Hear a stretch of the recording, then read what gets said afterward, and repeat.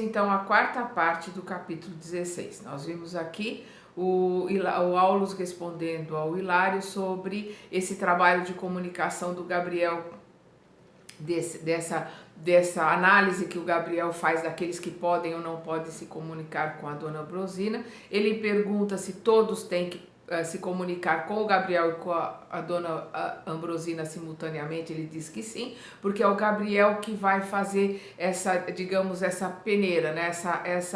essa escolha daquilo que será atendido ou não. Aí nós vamos ver aqui as explicações, uma pergunta aqui do André, mas antes o Aulus continua explicando.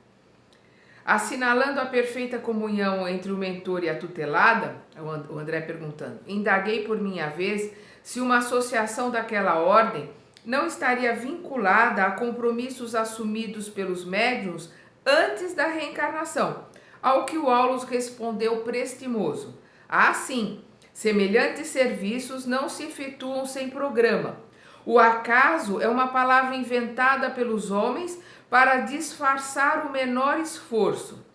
Gabriel e Ambrosina planejaram a experiência atual muito antes que ela se envolvesse nos densos fluidos da vida física. Então, o que nós havíamos falado, né? Ela, no projeto reencarnatório, né? No seu roteiro feito no plano espiritual, ela já fez esse acordo com o Gabriel, deles trabalharem juntos, dele ser o mentor dela, deles terem esse mandato, né, mediúnico entre os dois para trabalho, para desenvolvimento espiritual dos dois, tanto do Gabriel quanto da Ambrosina.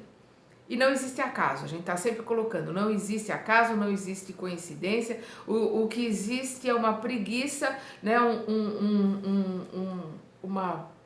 não fazer nada que existe entre nós encarnados, que a gente acha que tudo é acaso, tudo é coincidência, as coisas acontecem por acontecer. Não, existe um plano de trabalho e que nós nos submetemos a ele ou não, dependendo do nosso livre-arbítrio. Aí nós vamos ver aqui o André perguntando. E por que dizer, continuei, lembrando ao assistente as suas próprias palavras, quando o médium se destaca no serviço do bem, recebe apoio de um amigo espiritual. Se esse amigo espiritual e o médium já se encontram encarnados um ao outro desde muito tempo, o instrutor fitou-me de frente e falou, em qualquer cometimento não seria lícito desvalorizar a liberdade de ação. Lembramos sempre o nosso livre-arbítrio. Ambrosina comprometeu-se, isso, porém, não a impediria de cancelar o contrato de serviço, não obstante reconhecer-lhe a excelência e a magnitude. Poderia desejar imprimir novo rumo ao seu idealismo de mulher, embora adiando realizações sem as quais não se erguerá livremente do mundo. Vamos lembrar no livro Os Mensageiros, aqueles irmãos que estão lá são médiuns ostensivos, a gente vê que eles programaram, fizeram uma série de coisas no plano espiritual, vieram aqui e enfiaram o pé na jaca, né? Saíram do caminho, voltaram na grande maioria piores do que vieram. Então nós vamos lembrar aqui que a Ambrosina não se casou, se dedica a vida dela ao trabalho mediúnico, a servir ao próximo através da sua mediunidade, através do intercâmbio que ela pode realizar entre os dois mundos. E ela poderia ter aberto mão disso, ela poderia, pelo seu livre-arbítrio, ter mudado completamente o caminho. Nós somos livres, nós temos um roteiro, nós seguimos ou não conforme nós escolhemos. Nós somos frutos das nossas escolhas, né? Então aqui nós estamos vendo uma irmã que está seguindo o caminho ao que se propôs, né?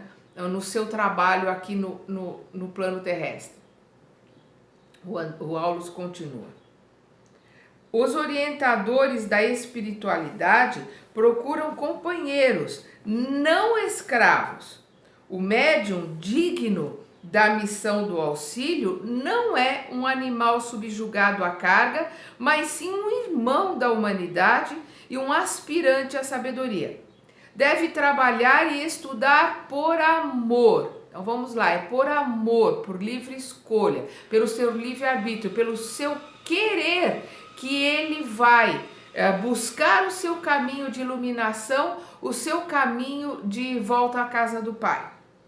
É por isso que muitos começam a jornada e recuam. Vamos lembrar, né, os mensageiros. Livres para decidir quanto ao próprio destino, muitas vezes preferem estagiar com indesejáveis companhias, caindo em temíveis fascinações. Iniciam-se com entusiasmo na obra do bem, entretanto, em muitas circunstâncias, dão ouvidos a elementos corruptores que os visitam pelas brechas da invigilância. Vamos lembrar sempre, o orai e vigiai é essencial para a nossa reforma íntima. E assim tropeçam e se estiram na cupidez, na preguiça, no personalismo destruidor ou na sexualidade delinquente, transformando-se em joguetes dos adversários da luz, que lhes vampirizam as forças, aniquilando-lhes as melhores possibilidades. Isso é da experiência de todos os tempos e de todos os dias. Sim, concordei. Mas não seria possível aos mentores espirituais a movimentação de medidas capazes de pôr cobro aos abusos quando os abusos aparecem? Meu interlocutor sorriu e obtemperou. Cada consciência marcha por si, apesar de serem numerosos os mestres do caminho. Todos nós recebemos auxílio. Todos nós temos mestres do caminho, através dos livros, através de mentores, professores, amigos. Nós podemos aprender em todos os lugares, a todo momento. Basta nós querermos, termos vontade de aprender. Devemos a nós mesmos a derrota ou a vitória. Almas e coletividades adquirem as experiências com que se redimem ou se elevam ao preço do próprio esforço.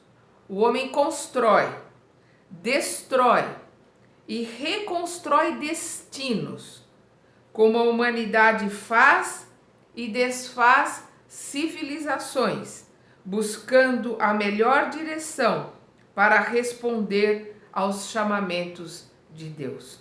É por isso que pesadas tribulações vagueiam no mundo, tais como a enfermidade e a aflição, a guerra e a decadência, despertando as almas para o discernimento justo. Cada qual vive no quadro das próprias conquistas ou dos próprios débitos. De novo, nós vivemos em sintonia com os nossos iguais. Nós somos aquilo que nós pensamos, sentimos, ou seja, o que nós vibramos, o que nós sintonizamos. A nossa vibração vai fazer com que a gente sintonize os nossos iguais. E a nossa vibração é feita pelo nosso pensamento e pelo nosso sentimento. Estamos todos ligados em rede, estamos todos coligados para aprender ou patinar, ou ficarmos ali que nem o cachorro correndo atrás do rabo. Depende da nossa escolha, é o nosso livre-arbítrio. Nós é que determinamos qual é o nosso caminho. Cada qual vive no quadro das próprias conquistas ou dos próprios débitos. Assim, considerando, vemos no planeta milhões de criaturas sob as teias da mediunidade torturante, milhares detendo possibilidades psíquicas apreciáveis, muitas tentando o desenvolvimento dos recursos dessa natureza e raras obtendo um mandato mediúnico para o trabalho da fraternidade e da luz. Então, no que ele está colocando aqui? Que muitos são os trabalhadores, como Jesus colocou, muitos são chamados, mas poucos são escolhidos. Todos nós somos chamados, todos nós recebemos os livros, recebemos a oportunidade de aprendizado, mas poucos são os escolhidos. Por quê? Porque são poucos aqueles que querem mudar de verdade, são poucos aqueles que se esforçam, são poucos aqueles que querem se modificar. Então aí nós vamos ver, como ele colocou, as mediunidades torturadas. O que é isso? São aqueles médiums, são aqueles que vêm com as condições de trabalhar, são aqueles que no plano espiritual se propuseram a trabalhar, chegam aqui, não querem a mediunidade, não querem estudar, não querem trabalhar, vão na casas espíritas, me tira isso porque eu não quero ser médium, quando pediu e pediu muito para vir como trabalhador, aí acabam sendo torturados pelos espíritos que estão ali à volta, porque são uma porta aberta, uma porta sem guarda, uma porta sem guardião, né? Porque aquele encarnado ali não quer estudar, não quer se melhorar, então ele fica à mercê dos espíritos obsessores, dos espíritos menos esclarecidos que vão usar a sua mediunidade para fazerem o que quiserem, né? Então ficam espíritos aí, infelizmente, criando complicações ou criando problemas, ou para si próprio e para os outros. Então nós vemos aqui, para se ter um mandato mediúnico, ou seja, para se ter essa aliança com o espírito superior para trabalhar junto, precisa de esforço, precisa de merecimento, precisa de muito trabalho, de muita boa vontade.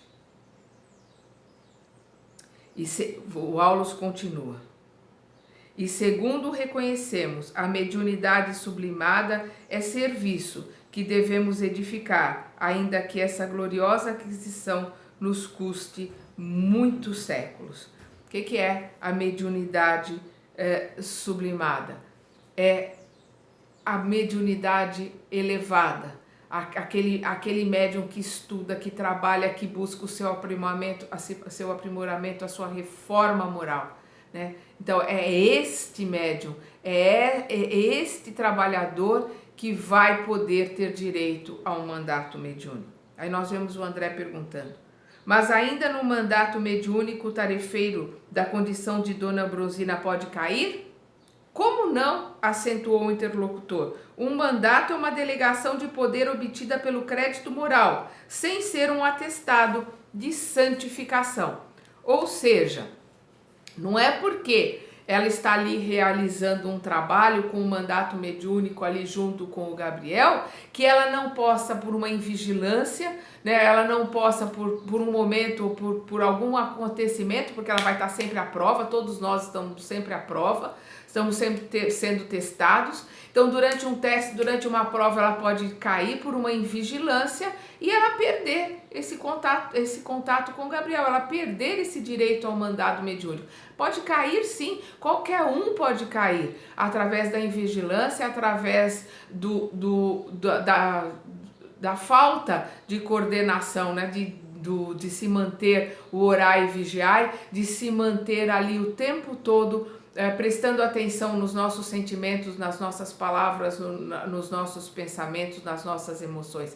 Qualquer um neste planeta pode cair a qualquer momento, porque neste planeta estamos todos em provas e expiação.